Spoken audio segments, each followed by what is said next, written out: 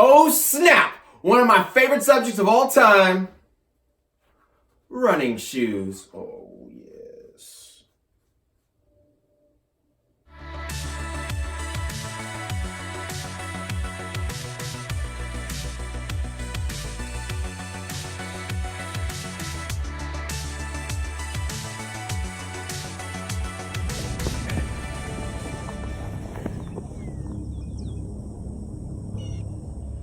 Okay guys, welcome back to another edition of Running with James. Today I am excited because I get to share with you everything there is to know about running shoes. Well, maybe not everything there is to know, just some important things. So you started running, you're in the running game, you joined a run group, you're working on your form.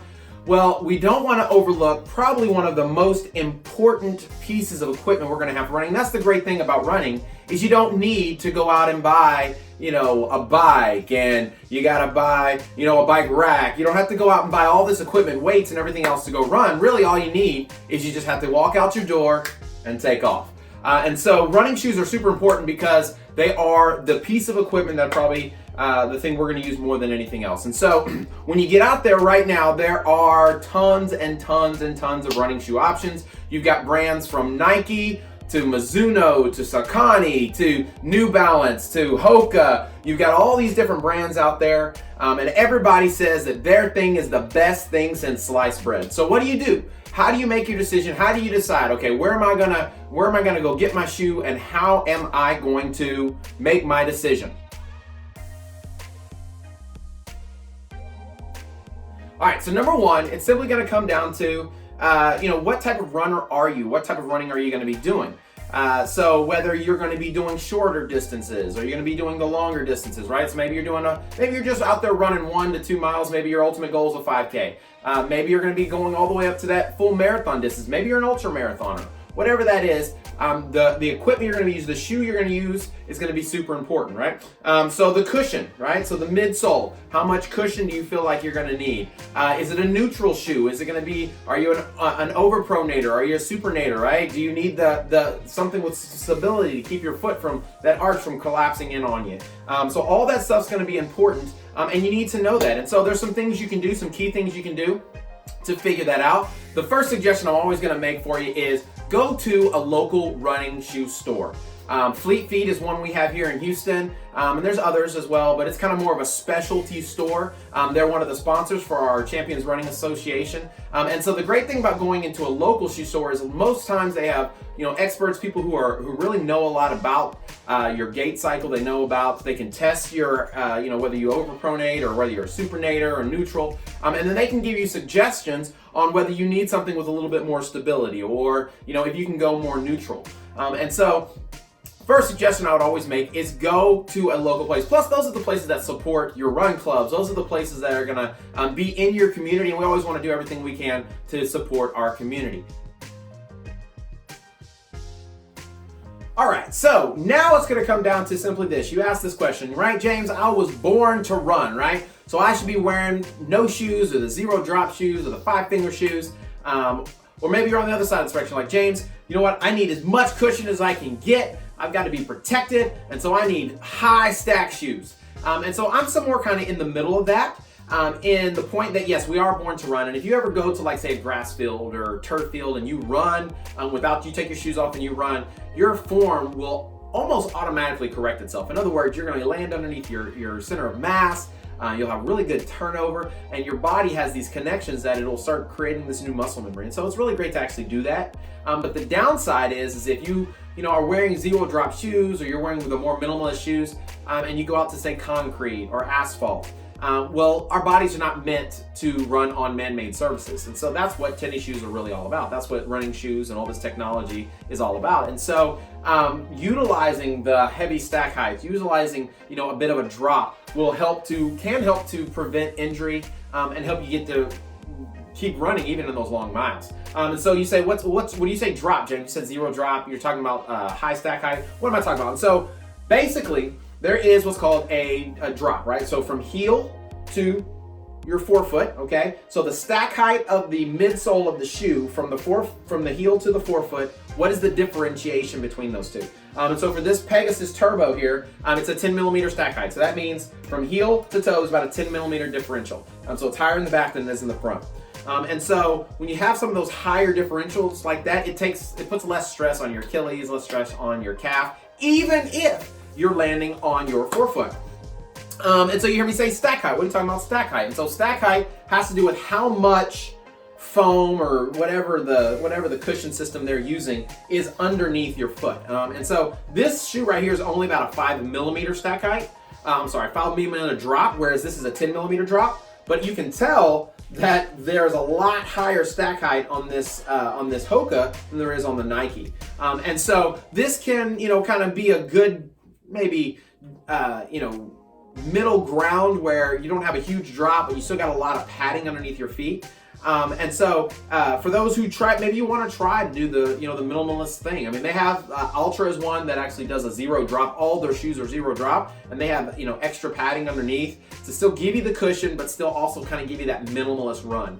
But either way, no matter what, if you're working on those zero drops or working toward getting toward a minimalist style drop, 3 millimeter drop, whatever it may be, it's not something you want to just jump into. You definitely want to work your way into it. Maybe if you get a pair, maybe try it once a week. And then work your way up, and within 6 weeks or so, you should be able to work it pretty much regularly into your rotation. But if you don't, and you do it too fast, you can kind of have some issues. Your calves and your Achilles may be really sore all the time. You could even maybe have some small injuries. You can get plantar fasciitis, right? So arches of your feet could be hurting, your heels could be hurting. And so you want to work your way into it. So just like the running we talk about, you do it slow and easy and you work your way up. It's the same thing when trying out maybe a different stack height, or maybe not stack height, but a different drop, right? So I personally like that 10 to 4 millimeter range. The sweet spot for me, I feel, is that 6 millimeter. At 6 millimeter, I like to race at 6 millimeter, and I like to do my speed work at the 6 millimeter. For like my longer runs, if I'm gonna be doing like super long runs, like anything over like 15, 20 miles, something like that, I like something with like an 8 to 10 millimeter drop, just because my calves and my Achilles don't have to work so hard. If I'm on the trail, I like something a little bit lower, and so that's where that 4 millimeter comes. Because I like to feel the trail underneath my feet, because especially with that kind of uneven terrain, I don't like being too high up off the ground. And so, everybody's gonna have their own preference. Everybody's gonna have something that they enjoy, and so that's why you got to try the shoes on. That's why you got to take them out for a run and really see. And it'll be a learning process. So what you like today may be completely different from what you're gonna like in a year, and what they come out with in 2 years may completely blow your mind and change your philosophy and your opinion on all of that stuff. So get out there, try some different things, check out reviews. There's reviews online. YouTube has a ton of like shoe reviews. Now you can't necessarily just go off of some guy, make sure he's a runner, make sure he's actually running in the shoes, and has put a decent amount of miles on him, at least 50 to 100 miles in the shoe. But it can give you an idea of like what to expect from a particular shoe before you go out and buy it. So this shoe right here is the Nike Pegasus Turbo, and so it's just the older version of this. I mean, the same year model. It's just I bought this one, and then a year later I bought this one, or 8 months later I bought this one, right? And so this is the shoe that I wore probably more than anything when I was training for my marathon this year. And so I love this shoe. I still try to run in this shoe just because I love it so much. But I can definitely tell that it doesn't have as much pop as it once had. Some of the foam is actually breaking down, and actually there's some cracks in it in some different places. And so how do you tell? When do I need to get new shoes? And so most shoes, I mean, there's all different types of philosophies and opinions that are out there, but most shoes are made to get anywhere from 300 to 500 miles in them. And I guarantee, that may take you a year, that may take you 6 months. For some people, it may only take them a few months. But I guarantee by then you're going to start feeling a difference. And so when you start feeling like it doesn't have as much pop, right? If you start having wear and tear, I had to get a new pair of these because right here, kind of in the toe box, right? Because this is an off-road shoe. My little pinky toe fell right out of this bad boy. And so when stuff like that starts happening, toes start coming out of your shoes, the soles of the shoe start peeling off, start coming off or anything like that. Like this shoe, I've had this for a couple years, but I only use it for track work. And so there's probably less than 100 miles on this shoe. But you can see like the soles coming off right here. Little chips are coming off here. And it's kind of starting to separate. You probably can't really see it from there, but it's starting to kind of separate right here. And so once that starts happening, it's probably time to start looking for a new pair of shoes. And so the great thing about a lot of these manufacturers is that they just make updates of these shoes. So if you fall in love with a shoe, well, then more than likely, you're probably going to be able to get that shoe again. And so, what I like to do is like this particular one, right? This was last year's, this was the 2018 version of the Turbo. And so I wore this sucker into the ground.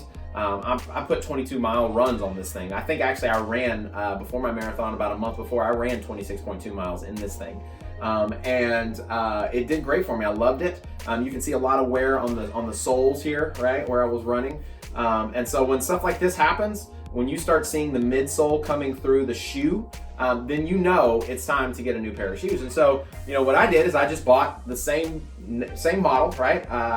The new pair had come out, the Pegasus Turbo 2 had come out. And so I got this one for like half the price that I paid for this one, and I still love the shoe. And so, you can find deals out there.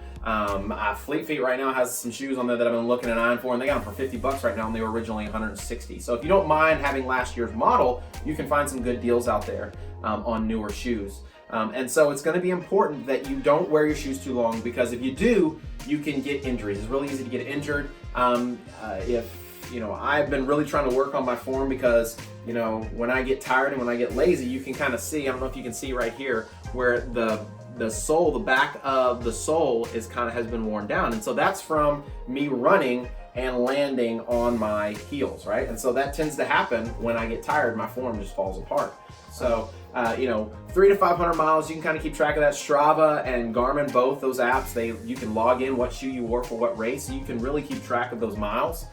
So there's some little wear and tear things that you can start looking at and seeing that'll tell you when it's time to get new shoes. But I promise you, like I said before, if you're a runner and you really get into running and you love running, then more than likely you're going to get a new pair of shoes probably every couple months, because there's something new always coming out. But it's not something that's a necessity. And if you're on a tight budget, or you don't have a ton of money to spend on shoes, or maybe you don't want to spend a ton of money, you don't have to. You can be a great runner. You can put in a ton of miles with one or two pair of shoes that you replace, when it's time to do that.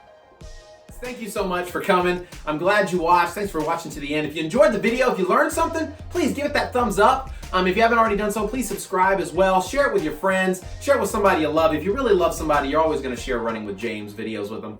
And so thank you once again for coming. We're all about trying to build a community and helping people understand that if they change their mind, they can change their life. So come back, see us again next Wednesday. James is out. Hi-ho, it's off to run we go.